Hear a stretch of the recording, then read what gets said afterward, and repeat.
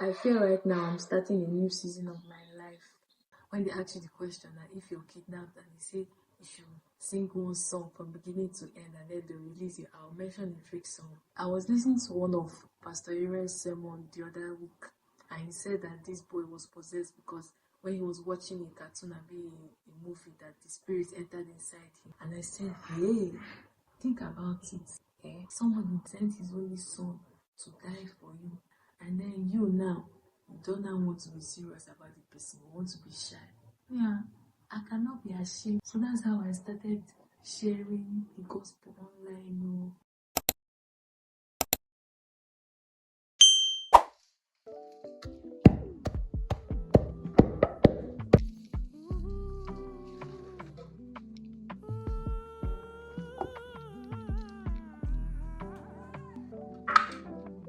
As far as the east is from the west, as far as the east is from the west, as far as the east is from the west, as far as the east is from the west, oh, you remove my transgression, you remove my iniquities, as far as the east is from the west. You remove my transgressions, you remove my iniquities, as far.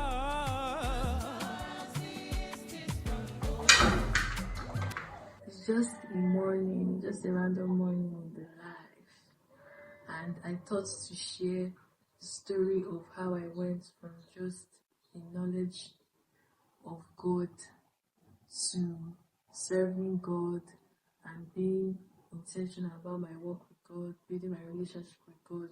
Right from when we were younger, my parents were really and are really devoted Christians. They take us to church. That time my mom would pick us up from primary school and then we'll have to dress up. Maybe sometimes we won't dress up in the car set for midweek service. We were really committed to going to church, and sometimes my parents will even give us scriptures to learn every day and come and recite. So we had that foundation, but it doesn't mean that we have a personal work with God. There's a difference. Once you get, I'm trying not to use filler words, so cancel you get. Let's start that again.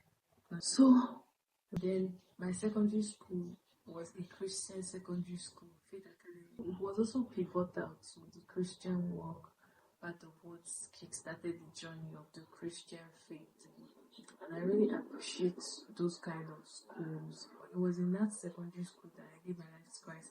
I came out for altar call and gave my life to Christ. So that was how it started. Fast forward to when I got to university, the friends I had were also part of what helped to groom me, if I would use that word. Because shout out to my friend Manuela, she used to tune into Koinonia. It's every Sunday, and then I just join in and listen.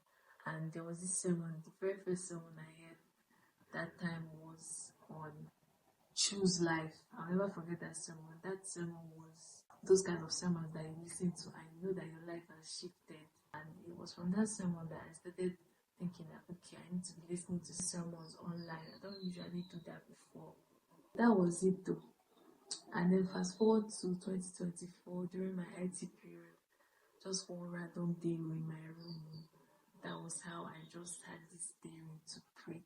I know I had it in my mind that I really need to start praying more. I really need to start reading my Bible more every day, building my relationship with God. I just knew that I wasn't really there yet, and I wanted that close relationship with God. So that very day in my room, I just prayed and I just felt the presence of God. I just really felt like something happened that day, and then I started taking my relationship with God seriously. I started journaling more. I just had this understanding that when you're growing your relationship with God, you need to be writing down things. God will be telling you things, you're writing them down, or revelations, ideas you have might just not be ordinary. You might need to be taking things down at that point. So that was it though. that was how everything just shifted. I don't even know how to explain it, but there's a difference when you have a serious relationship with God and when you're just there. Like the margin is different. Okay, the margin is more different from someone that is outside Christ and someone that is in Christ. The margin is very, very different. Like football. When you see people sharing sermon except sharing flyers, talking about God, being bold about God, you'll not really understand it. You'll be saying, you may be thinking that the person is doing too much, but then think about it. When you're now in Christ, you found God for yourself. Why will I not now be bold about the person that died for me? Someone who sent his only son to die for you, and then you now, you don't now want to be serious about the person, you want to be shy. Yeah, I cannot be ashamed of the gospel of Christ, for his power unto salvation. Be bold. So that's how I started sharing the gospel online. That's how we started though. And I realized that when you're in Christ, your appetite will just change. Nobody even really needs to tell you that you should stop listening to some certain songs, you should stop watching some certain movies. That one is just long story. You realize that you don't have any proclivities like that. You're not inclined to listen to those kind of songs. You just naturally remove yourself from that kind of thing. I used to be a rap girl listening to Drake. Drake was my favorite music artist.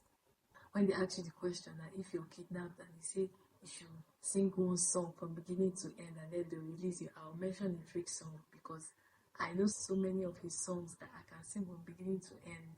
That was how it was. When I just started taking everything seriously, I just realized that all these artists, they're not singing what I really need to be listening to. I realized that I need to filter the kind of things I listen to. I was listening to one of Pastor Aaron's sermon the other week, and he said that this boy was possessed because when he was watching a cartoon and a movie, that the spirit entered inside him. And I said, hey, I was shocked, like seriously, I really need to stop. I really need to stop watching horror movies though, because even most times when I'm even watching those horror movies and they reach the very scary part, I'll still come and cover my face. So I'm like, what's the point? What's the point of even watching this? I don't want to now come and dream about it in the night. So I just need to stop watching it altogether. Yeah, when I was sad that year, I would even listen to sad songs. I don't know the connection between being sad and listening to sad songs, but it makes it worse, right? But then we do it. But right now, I can't be doing all of that. But I found really nice Christian hip hop song, Christian rap, because I'm still a rap girl now. R&B. I can even link you guys up. I can share a playlist that I listen to. They are really very good ones, so you're not even missing anything. It's not like I'm trying to find a replacement, but one of the gospel artists I listen to sounds like Kendrick Lamar. I said, wow.